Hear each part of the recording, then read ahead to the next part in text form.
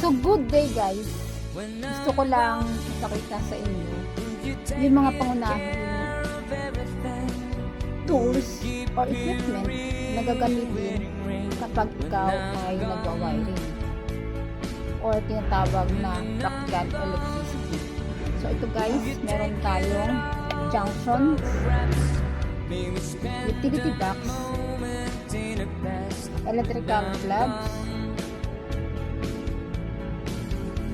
incandescent bulb. Ito yung ginagamit sa pag-aalaga ng 45 days. Yung yellowish na bombilya, LED, yung matipid na bulb, especially kailangan natin ng analog tester or multifunctional tester, receptacle,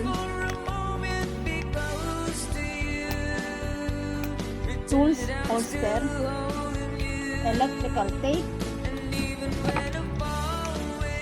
wire,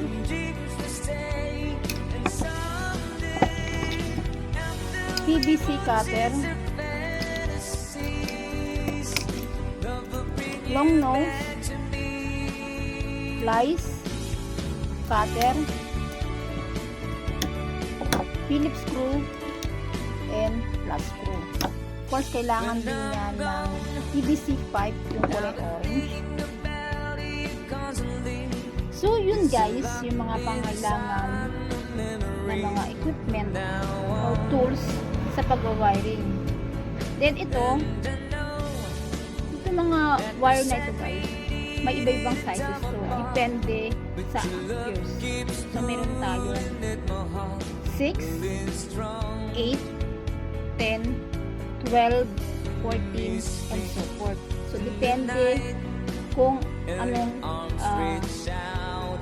wire ang ilalagay niyo doon sa inyong breaker or paglalagyan ng mga appliances. Let's say, aircon, outlet, yung convenience outlet. Ano ba ang tamang wire ang dapat ilagay doon? So, yung main na breaker and then yung switch. So, yun guys, yan muna ang ating share.